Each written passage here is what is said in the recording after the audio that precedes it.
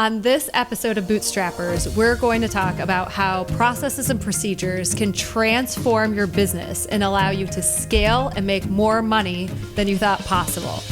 We're going to talk about when to create processes and procedures, how to do it, how to be disciplined about it, and how to maintain them so that you can have success for the long term.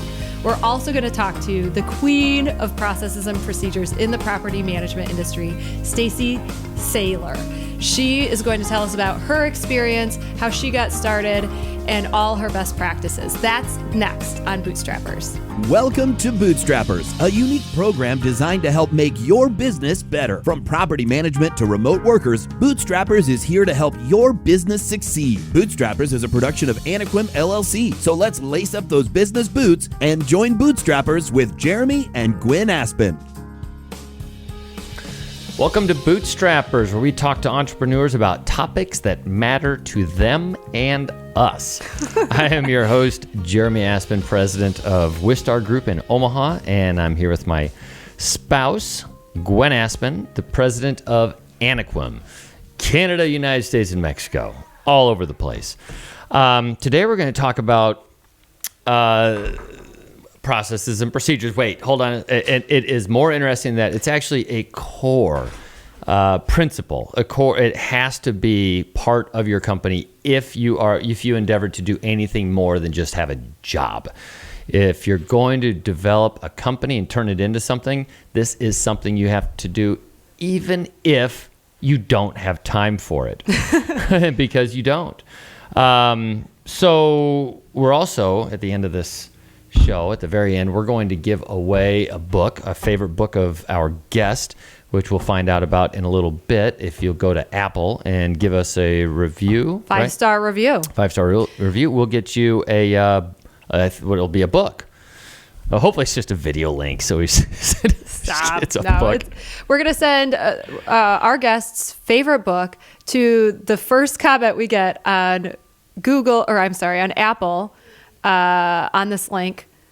And So we've been sticklers for processes and procedures in all the companies that we've had. And we're going to be talking with someone who is regarded as the queen of procedures in the property management industry, and running a company that has strong processes and procedures as part of their culture. Stacey's the owner of Weichart Realtors Edge Home Sales and Leading Edge Property Management in the state of Washington. And additionally, want to make sure we mention this, we have a free ebook that was written by my wife, my spouse, Gwen. Which is you can find that on the Anaquim website, and so it's basically the nitty-gritty of how to get your processes and procedures written. And it's at bootstrappers.club or anaquim.net. That should be working. So the first thing that we need to cover about processes and procedures is why to do them at all. And so why? Well, my first reason that I became a stickler is that I initially had an employee who was kind of mean to me. And I would walk into our office and I would be like, "Hey, how you doing? How was your weekend?" And she would literally just glare at me. She didn't even pretend to be nice. No. But I was kind of a hostage to her because she did a good job at her operational tasks. And the truth of the matter was I didn't really know what she did. I mean, I kind of knew. We trained her. Things got done. But it became super hard for me to just pull the trigger and fire her because I was afraid. And I run into people like this all the time when I'm talking to property managers. And so I know it's a huge problem that being held hostage to one of your employees is the reason you don't make changes that you need to. And it really impacts your whole culture of your company. So, for sure. And the answer to it is to have great processes and procedures. Also have your job descriptions with hyperlinks to the procedures that they're responsible for.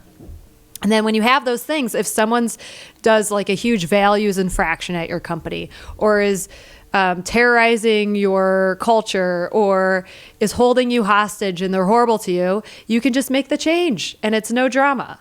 So that's my why. What was your why? ADD. Tell us more about so the I've got ADD. ADD, and I just for the FAA, I do not take Adderall because I would lose my license. So I'm just Your still pilot's ADD. license? My pilot's license. Sorry, yeah. So I just stick with my personality flaw, which is ADD. But what's nice about ADD, or at least the way I wrap my head around it, and then arms around the procedures, is that I created the procedures because I had to be able to hold somebody accountable. I had to be able to focus long enough to tell people what it is that needed to get done and then pass it on to them.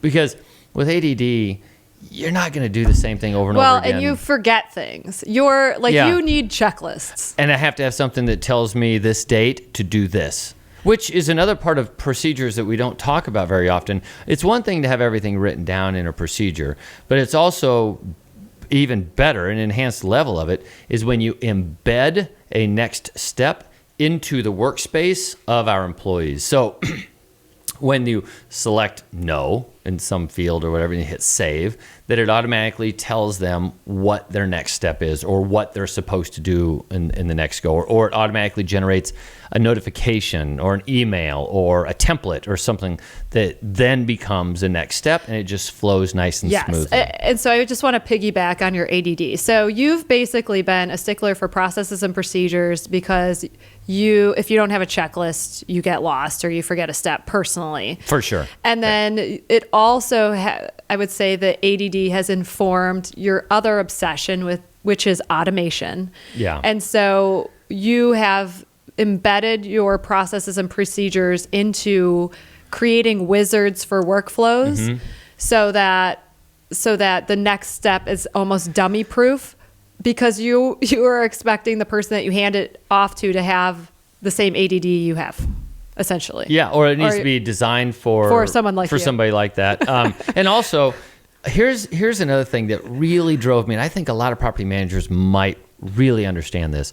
I went from a large salaried corporate job, and when you go off and start your own company, there is a decent chance that you will not make any money. And so in my case, I think it was the 19th month after we were in business before I paid myself $500.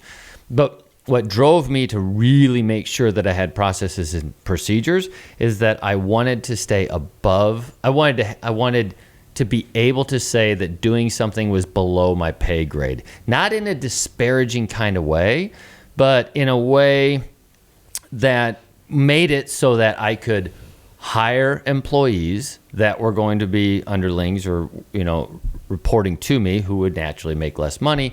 And I could just kind of whittle away at when you're a small company and you're first starting out, especially in property management, I think you're doing everything.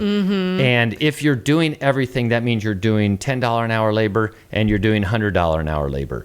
And so in doing the $10 an hour labor, you're necessarily diluting the value that you bring to your own company. Yes. So really probably the bigger driver, more than ADD, I was just protecting myself. But what I wanted to do is make more money. And there's only one way to do that. That is to make sure that the work that is getting done is being done by the right person in the company and that they're paid accordingly. So maybe it was a little fear inspired, because I always wanted to get back to six-figure money. With a small company, there is no guarantee. No, there's no guarantee. And I also think that if you want to have a consistent product that you're delivering to the market and be really proud of your company and not be afraid when an owner calls, like, did we do it right? Did we screw it up? They have like reasonable expectations that things were done right. Yeah. Having great processes and procedures gives you that confidence, which reduces your stress level, which makes you like your job more, which gives you more energy to move the business forward. Well, and saves time. So very importantly, whenever if you have, and you're sure that you're using your procedures, you're sure of it. When you get a call from that, in our case, tenant, a customer that makes some sort of an accusation, like the maintenance technician didn't knock on the door, something. Yeah, he did. because we trained this, we know they did, they documented that they did, hell, they recorded their knocking on the door, whatever it is, when you can identify readily that what that person is trying to get away with telling you isn't true, and that skips all those steps of looking into and researching, making sure that did such and such do this or didn't they, and you stop that back and forth. You kind of automatically know that that's not true. It eliminates the drama. Yeah. And when you eliminate drama, your team doesn't get burned out as easily, and we don't get burned out as easily. Now, one thing I want to talk about is a cautionary tale, because I remember at one point you had stepped away from one of our businesses for a period of time, came back, there were some problems, and you were doing the strategic planning, and you actually told them to stop with processes and procedures, like developing them. Why? Tell everybody why. Well, I don't remember. I mean, the only reason to stop doing them is just to kind of demonstrate that you're not doing it anyway. Like, yes. It's becoming an energy suck. You're writing down your procedures, but they're not getting their claws into the meat of the company. So when you're writing these things down, you're just wasting your time, because then you're doing everything wrong and you're taking the time to write them down. So if you're not going to adhere to it, then just stop. That ends up becoming a huge burden. If you do not take processes and procedures, and importantly, are something you have to, obviously you have to do the procedure. They're a reflection of what you do. You have to write down the things that you do, and that's how you design your processes and procedures. You don't want processes and procedures to just be like a wish list, like the things that you want them to be. You write down the way that you do things right now. You look for opportunities to make them better, and then make them better. But if don't do it. I guess my point was that if you're not going to live and breathe them on a daily basis and modify them with reality and hold people accountable and say, oh, this got screwed up, let's look at the procedure, where did we go wrong? If you're not going to use them on a daily basis, there's really literally no point in writing them down, because they're obsolete the second that, like 6 months after you write them. If you don't update them. If you don't update and you don't hold people accountable. Like when I was a quality assurance manager at Wistar Group, and I would listen to calls, everybody in customer service. When someone screwed up, I would send the whole team a screenshot of the procedure with an arrow pointing to where it says to do it the right way, and then retrain everybody on where in the procedure it says that. If the procedure was confusing, we'd fix the procedure. But every time someone screwed up, we went back to the procedure to enforce that this is how we do things. If you're not going to do that as a manager, there's no point in even writing them down. Yeah. I would change one thing about your analogy. Instead of living and breathing it, I would picture the procedures as more like the breath of your company. So it needs to be something you don't think about, but it needs to be that important to your system that it churns out a living organism, because it's such an imperative to be able to grow the company. Again, you can have a job and do everything yourself and make okay money. But if you want to turn it into something that's useful, valuable, like when you want to sell, then you better have processes and procedures. Because you can't sell a company without. Well, it's frustrating. I go and have these conversations with companies around the country, and they all understand it, but they don't do it. And for me, why would I want to? If I wanted to make decent money, I do think that you are automatically giving up your right to even want good money in an honest way if you don't take the time to do but finding that time is really hard when you start a business. So my favorite way to write processes and procedures is to lock myself at the Marriott for a weekend. So when we started Anaquim, the initial processes and procedures, I spent the weekend at the Marriott, locked myself into a room, didn't didn't do anything but come up with the initial key procedures. And the initial key procedures of any company are the general, like the big operational processes. Big workflows. And then also you need an accounting process, no matter where you are. You need a collections process. You need an invoicing process. If you could get all that ready to go, and then your big operational stuff, and just make a framework for it, then you can move forward with the business without having a heart attack. Well, and here's the absolutely truth of the matter is that if you have a payables process, it looks exactly like every other payables process in the United States. There's no difference. If you come from another industry and you've had anything to do with payables, just do the same thing. That's what I did with, I came from Kuehne+Nagel and Bax Global, and we had payables procedures. The way that we do it and they're large organizations, the way that we do it in our organization is exactly the same thing. An invoice comes in, you attach it to whatever work order it would be related to. And then you put it in the system, you put a date on it. When that date comes up for being paid, pay it, and then write the check. It doesn't need to be that complicated. A lot of them don't need to be complicated, but they do need to be written down. So I'm just going to go through some of the nuts and bolts of getting it done. First, you have to decide on a software. So you could do Google Docs is the easiest. You write one index page, and then you write hyperlinks to the processes that you're going to have. We use Suite Process. Process Street's also really popular. Then you have to decide on a vocabulary. Are people at the company, are they teammates? Are they employees? What role? This is important to figure out on the front end, because if you don't, it screws everything up later. But are you going to call people like VPs? Are you going to call them executives, professionals? Getting that worked out on the front end saves a lot of headache later if you intend on growing your organization.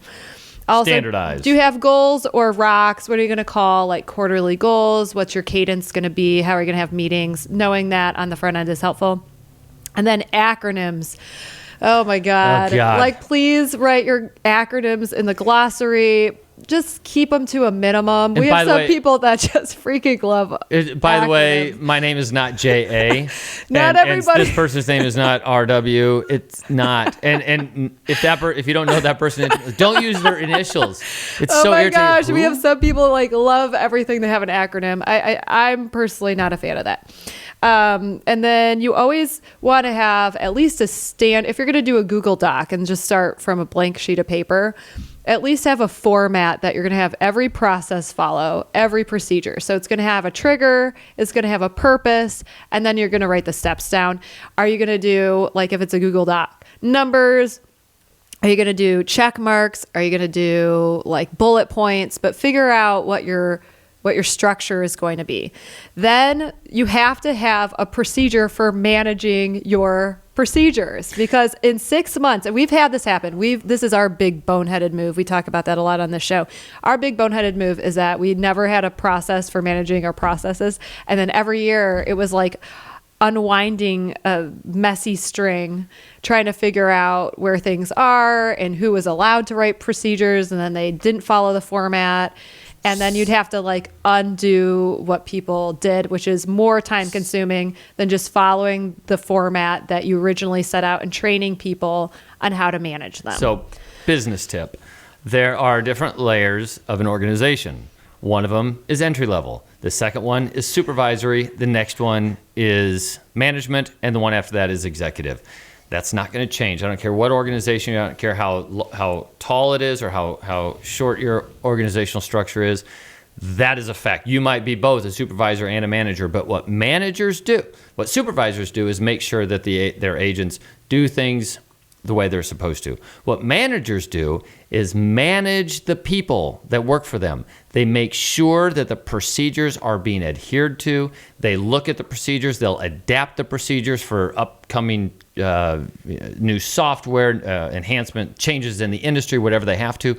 They manage the supervisors so that they can supervise their people. And that is what procedures are for. They're to help managers understand the way things are running in the company. And when they identify that there's something not going right or something could be optimized, they grab that procedure, they look at it and find out what they can do to make it better. That's what a manager does. And guess what? Managers make more than supervisors. Supervisors make more than their entry-level positions. That's the way it goes. You have to take this on. If you want to claim yourself to be a manager, you better have procedures. Wow. You are like a drill sergeant today. Oh my goodness. Drop the mic. Well, it's true. Everyone wants to. Well, anyway, it is true. I'll just stop there. Yeah. Soapbox. I like it. Well, one of the things. So one of the things that we're getting to is having a documents control badge, because our processes and procedures have gotten to a point. Well, we went through some growth phases and I was obsessed with them, but now I'm like, oh God, did we grow too fast? And maybe we made some mistakes and maybe our vocabulary needs to be more standardized. So we're going to have one of our people spend a good portion of their time going through the processes and kind of babysitting the managers just to make sure that all the processes and procedures are up to date, they're being followed, and they're accurate. So when our company was smaller, we never had this badge. And so smaller organizations, you're going to have to just work with the managers on making sure everything is up to date. But as companies grow, I think that that's a good position to have on the team to make sure everything stays organized and consistent depending on the department, and making sure that the company grows in sophistication with its organic growth. One thing to be careful of, though, because one thing that can't happen with people or companies that adhere to procedures too much is that you don't adapt, because there's a certain group, I would say personality type that really just wants to do what you tell them to do. And there becomes a kind of a reverence for the procedure. So they will do the step by step. They will take it to the finish line. And in the meantime, they will either be churning out mistakes that don't get picked up on by managers who should have been paying attention, or they will never exercise what should be their right to let somebody know that it could be dumb. better. Yeah. That's something, and that's a better example, when something is stupid. I think we're going through that. I'm going to be really honest here. I think we're going through that a little bit now because we've changed some of the softwares we've used. So some of the procedures are like, well, we have to do it this way because we've always done it this way. But now with the new softwares, we don't have to do it this way because we're using new tools. And I don't think all of our processes have migrated over. So I guess the big thing is that it is always going to be a work in progress, but the main points are that you want to have hyperlinks to procedures that people are responsible for. So if you have to fire them because they make a values infraction or they leave unannounced or they get sick or hurt, you can have someone take over that role easily without any stress.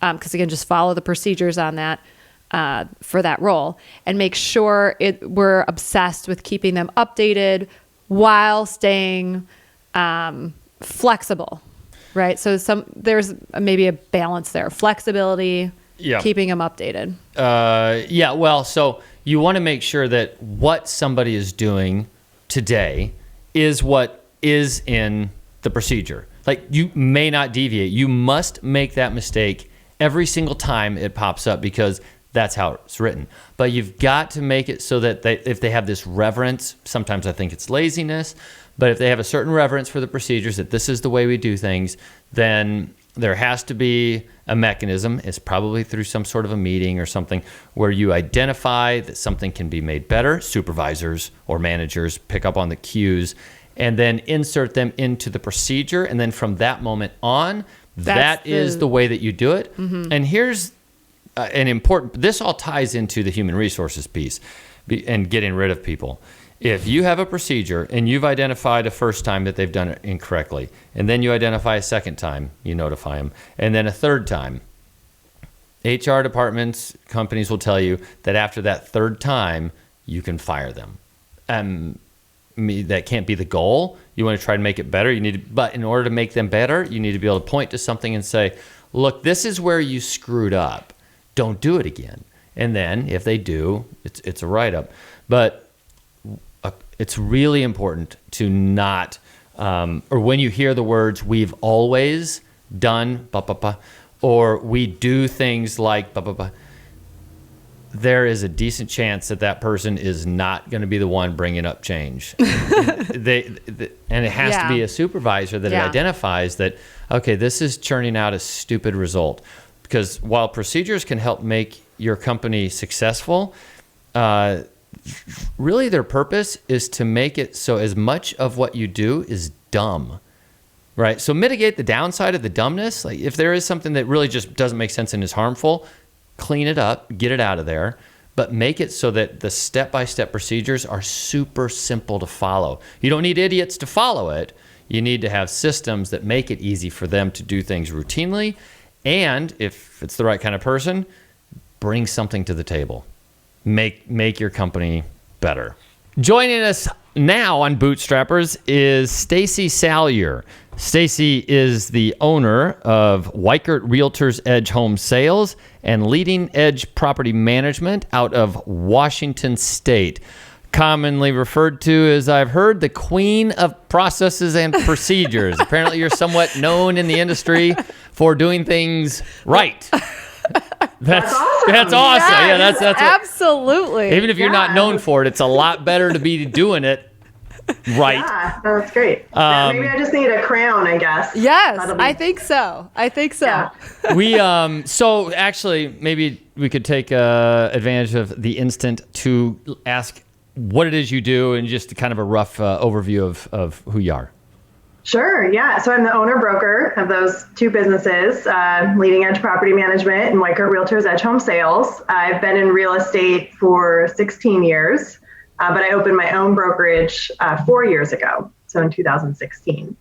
And before that, I did retail management, got recruited into property management, and just kind of 16 years later, that's where I am. Yeah, that's one thing I've noticed in conferences and whatnot. A lot of us came from other industries. I was international supply chain, and that's lent itself nicely actually to the procedures, because we would be moving auto parts from Bilbao, Spain, over to, with a lead time of 6 weeks, over to Hermosillo, Mexico, to help make sure that it got in the production line on the right day, because it was just in time back then is what we called it.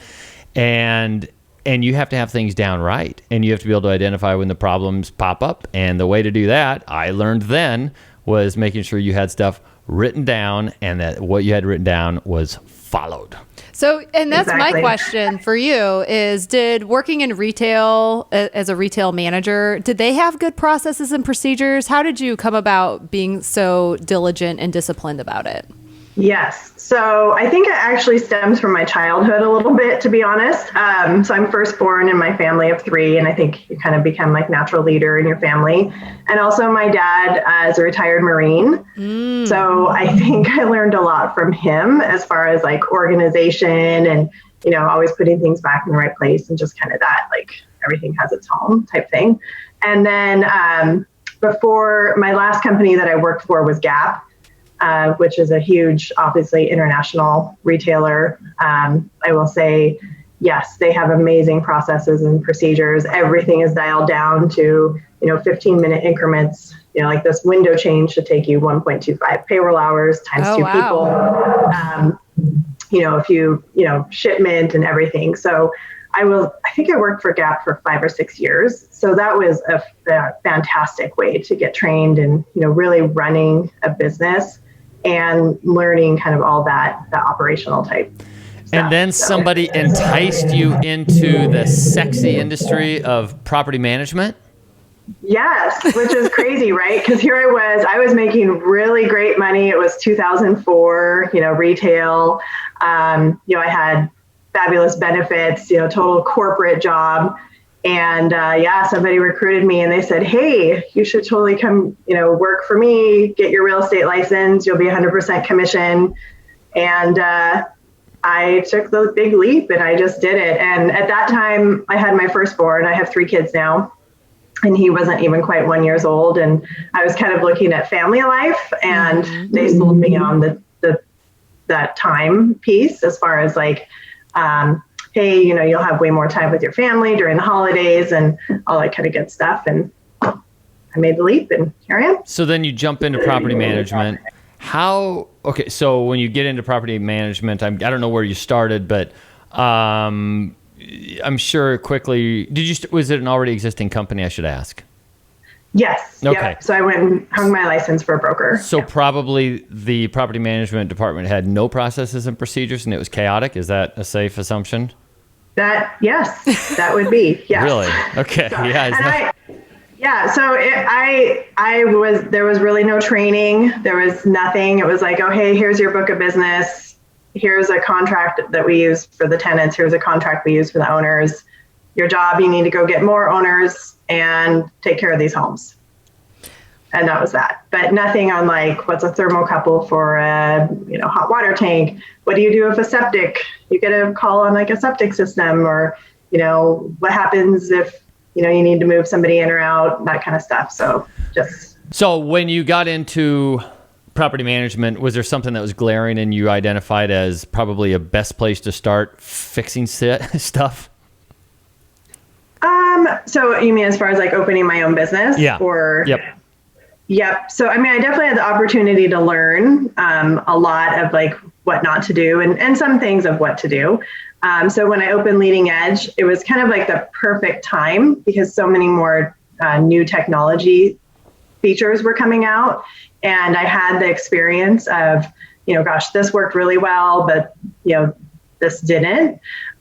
So when I opened Leading Edge, I just kind of, I was a one-woman show when I first opened my own business, and now we've grown to a team of 8+. Wow. Yes, so quite a bit of growth in 4 years. And I just kind of started with the mindset of, I didn't want to be a one-woman show, and I knew if I wanted to grow, I needed to take whatever was in my head and put it out on paper, or actually the cloud, and move forward. And so that, to me, seems like what is most important about processes and procedures, because if you don't do that, then you're always going to be stuck working on the problems that are born from not having worked on the problem in the first place, right? Yeah. And that can just be a spiraling effect. It's that compound interest thing. Well, the way we did it was I just always took the easiest thing that would save me a little bit of time, and then I would develop some sort of a process or a procedure that would lay it out. And then after I would test it for a little while, I'd pass it on to somebody else, and then they did it. That saved me, call it 5 minutes a week. Well, then I had those 5 minutes a week, which... when you have 5 free minutes when you're first starting out a business, that's a lot of time. Like 5 minutes, oh, thank God I've got those. But you use that time to develop a next procedure and the next thing that you can pass on to somebody else. And then that goes to them. You save yourself an hour a week, and it just kind of compound interest your way through up to success. So how did you start? Did you start with the easiest thing? Which process was your first one that you wrote down? Yeah, so I can't remember the first process I wrote out, but I will say at the time I was working with a business coach. And so we kind of did that whole time study where she said, hey, if you want to grow, you need to figure out everything you do. And then, just kind of go through and, what do I legally have to do? What do I hate doing? What do I love doing, but I don't have to do? And so I just kind of started categorizing it that way. And then I can't remember what process I started with, but probably the basic ones, right? Like move in, move out, onboard new owner, whatever the case may be. And then just kind of started then creating job descriptions as well of the things like I hated doing that were admin. So I was like the first person I hired. And the things I didn't have to do, like inputting invoices, that's right. It's very important to our business, but that's well below like my pay grade, right?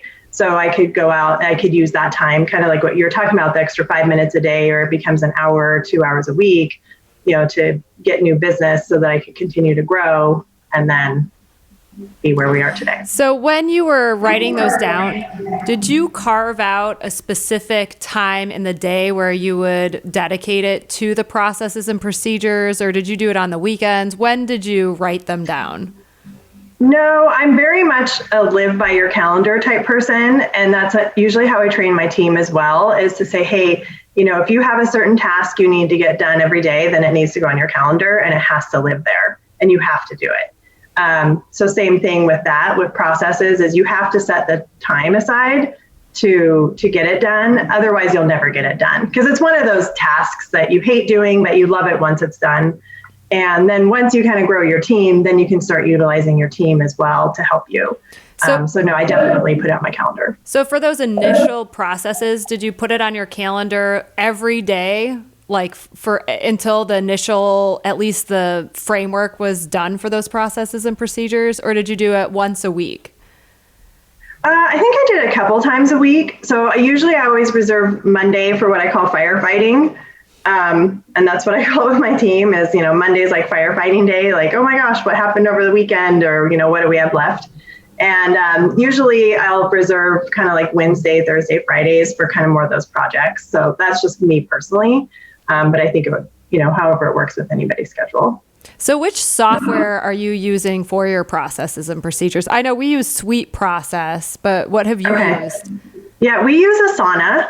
So we've used it for a couple of years, 2 or 3 years. And then I also have my executive assistant now. She writes SOPs and she'll write those into Google. I don't know. She makes them all beautiful and amazing looking, but Asana. And then my executive assistant is also kind of in charge of all of our Asana projects and templates now. So that's, we get a lot of feedback. We have weekly team meetings on Wednesdays. And our agenda is kind of always the same, but, we'll add and subtract depending on what we need to talk about for the week. But that is something that I really try and create a culture within my team of, hey, what's working, what's not working, how can we fix it? Like, that kind of feedback culture. It's not up to me to determine always what the best process is at this point in time. I really rely on the team for feedback as well. So one way that I've always picked up on whether or not something was working or not or whether or not we had a solid process or procedure actually, is that when there was a mistake, it kept happening. So like, okay, you have this procedure and it's churning out an error every time X happens. Well, then after about the second or third time that X happens and the same error spits out, you're like, okay, people are sticking to it. That's great. Now, that's not to say that the procedure failed. It's to say that the procedure is defective. And you go back in, you break it apart, and you fix it so that instead of churning out an error, it flows into something else. I always kind of take a little bit of pride whenever there's a mistake that comes out more than once. You're like, okay, we're doing it. We're getting this thing. 'Cause getting people to do to stick to procedures, or actually I would say companies to actually embrace the idea that procedures are the way that they should be running their company is very hard. We've been consulting on this for years, different property management companies. And that's one thing that if people do the procedures, they do generally speaking succeed. And if they don't, they're stuck. I don't think there's any physical way around it. Have you seen that too? Yeah, no, I definitely agree. It just keeps everybody on the same page. And, my vision when I created Leading Edge was to create, a 5-star experience for both our clients and our tenants. And it's really hard to create a 5-star experience for everybody if everybody's off doing their own thing. And, and with property management, especially, we have so many specific due dates. I don't know about your state, but Washington State's pretty tough.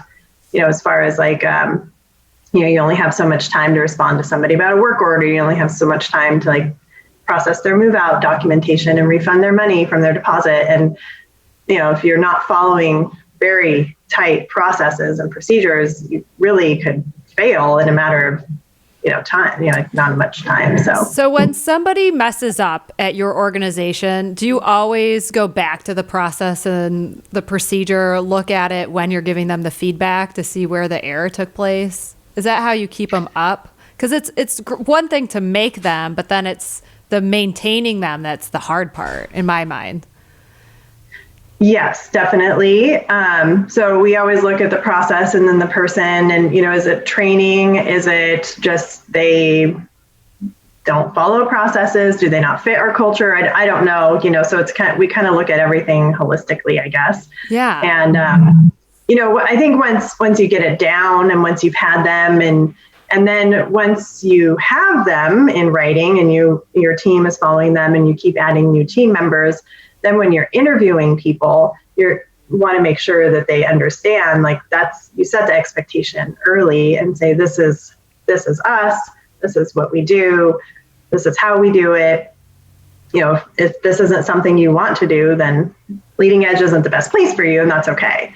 So that's kind of how we do it. So have you found it to be more difficult to bring people in that have experience in property management? And I'll backtrack a second with the question, because it seems to me like our industry is infused with people that really are the property managers. They do everything, and they do about 100 units per person. That's what I think the average assignment is. And so they pretty much are out in the field. They're answering their cell phone. They're maybe writing something down as a to-do, something to get back to. And they go back to the office and work on it. So when they come into I guess the question is, when they come into your company, do you have to break them from that habit, or do you not hire those people, or am I just having a unique experience in how we operate? Yeah, so those are really good questions. So Gail, our lead property manager, she's actually done property management for 10 years. So she came to me already with, quite a bit of knowledge. She loves what we do. And, I think that's part of it. If you can get somebody on board who loves that culture and likes the processes and procedures and everything, then that's great. How I actually grew is I actually bought another real estate brokerage this year. Oh, cool. So Congratulations. Yeah, thank you. I know I haven't officially announced it just because we've been working so hard this summer, but we won't tell anybody. Although, people know. So we went from close to 200 doors to over 500. Wow. So we've brought in, new team members. So, we're kind of in the growth and, I guess, pain points, if you will. It's not a bad thing, but it's that time where everyone's just kind of like learning, and we're straddling two different companies. Because we're in the middle of transferring clients over from the one company to Leading Edge. So I guess that kind of went off on a tangent there. But have you found it easier to bring it, theoretically, or when you think back, is it easier for you to bring on the 300 units from another company because you have something to show them and say, okay, here is what we do? And so really you're just directing them to do what you do, as opposed to, okay, let's see what happens.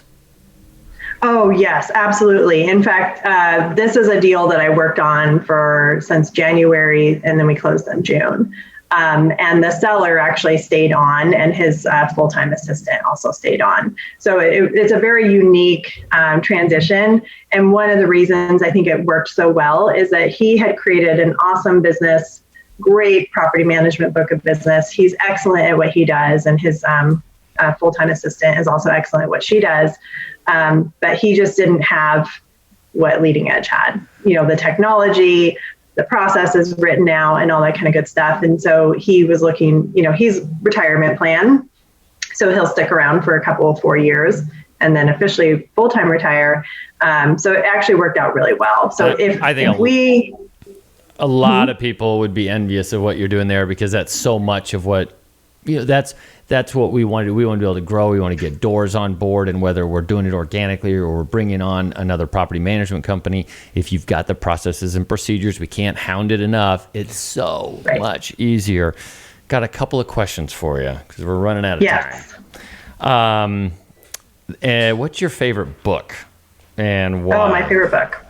Well, I love all of Brene Brown's books. They really have nothing to do with processes per se, but I really love the way she writes, and I love how she's just so authentic, and it's really helped me. I've read all of her books. Don't ask me to quote anything though, because I don't have that good of a memory, but I love how she just really, brings it all in and all that. So I highly recommend her. I agree with you on that one. I watched her videos a lot during harder times in my career, and I actually have watched them several times. So we'll link. Is there a specific one of her books that you would recommend?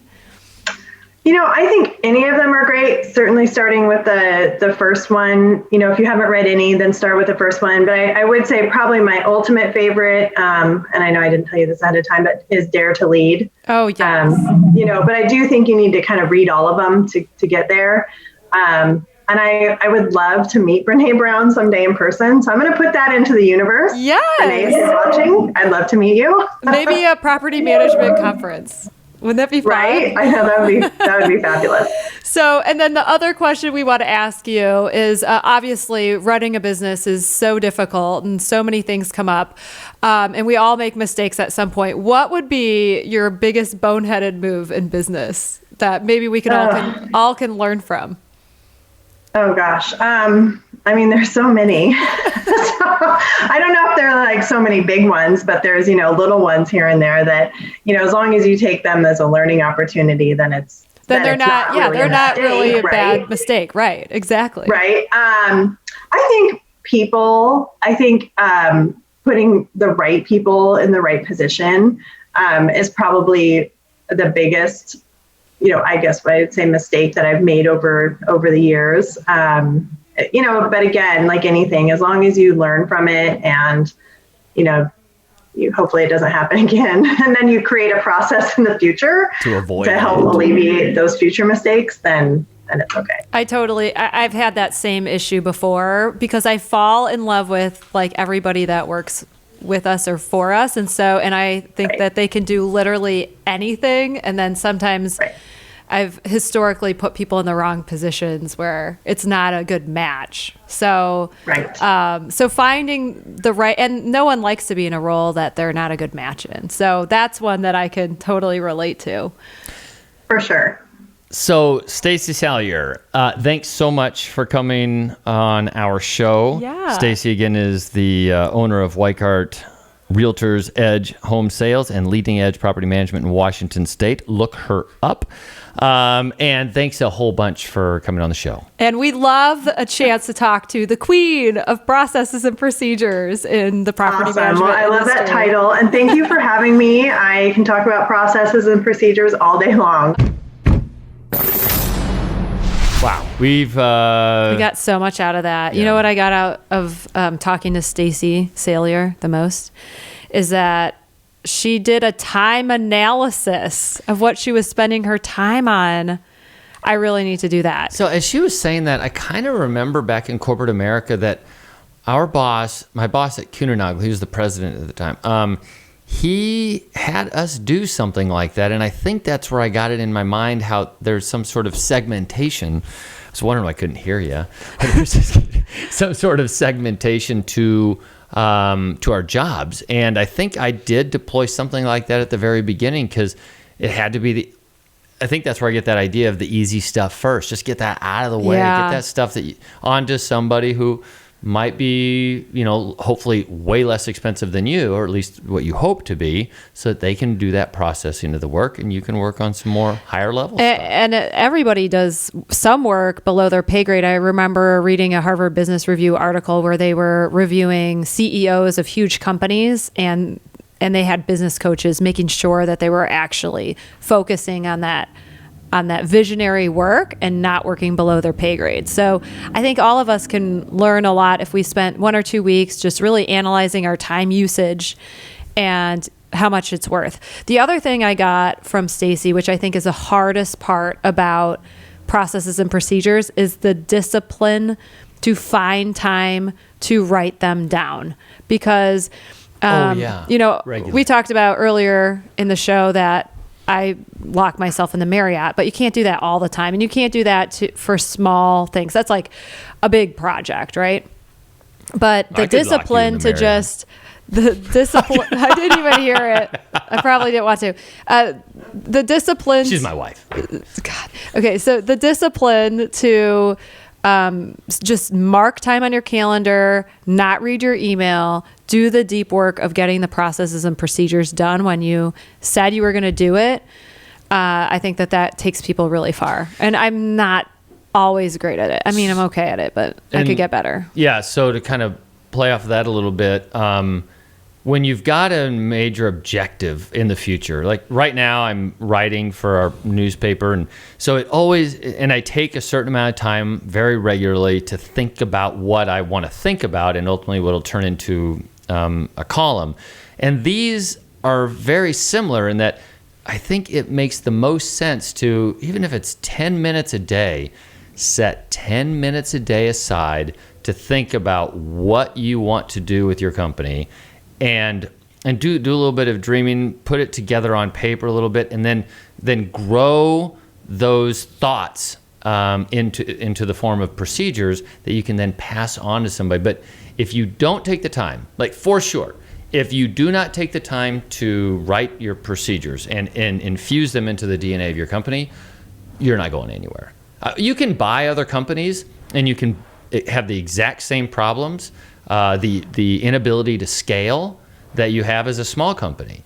You just bought yourself different fire drills. Yeah, you bought, and more of them. Fires. Because the only thing you're scaling is that the problems are coming to you. Yes. You're not able to scale them in such a way that makes it that a more appropriate person might be able to better handle it.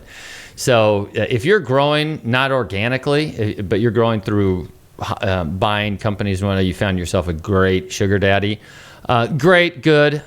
You might, I'm getting into the weeds on that. You might be okay. You might, but you're not going to be a better company. And that's why Stacey's processes and procedures. I mean, the guy who's working now partnered with her and she's buying his company, he could see it. He was like, oh yeah, you're the right fit for us because you're going to make this so much better with your processes and procedures. And that's kind of what's happening with Wistar through Anaquim. Wistar's been doing a lot of things right for a lot of years. We use the right software. We have great people. We have a fun culture. We have processes and procedures.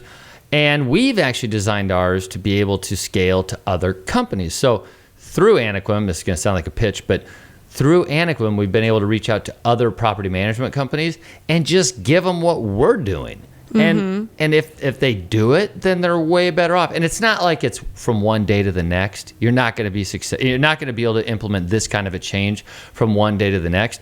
But you can implement this kind of change one day at a time. And you better start now, because the sooner you do, the more money you're going to make.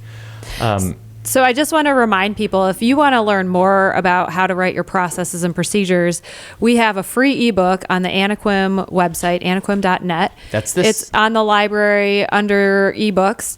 And feel free to grab that if that will be helpful to you. Also, please like and subscribe Bootstrappers on Apple. The next comment on YouTube. Apple. Like and subscribe to YouTube and Apple. Apple, you do too? Apple iPod, Apple podcasts. Okay.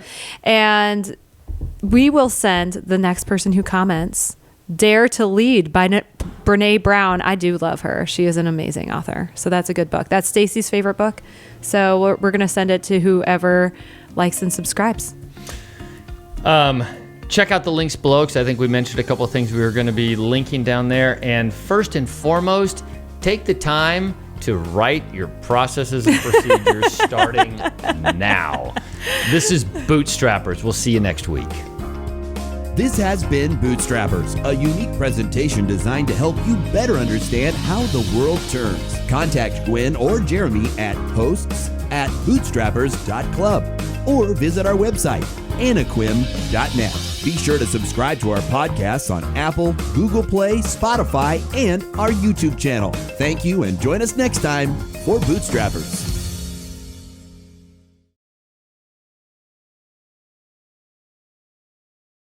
Welcome to Bootstrappers, a unique program designed to help make your business better. From property management to remote workers, Bootstrappers is here to help your business succeed. Bootstrappers is a production of Anaquim LLC, so let's lace up those business boots and join Bootstrappers with Jeremy and Gwen Aspen.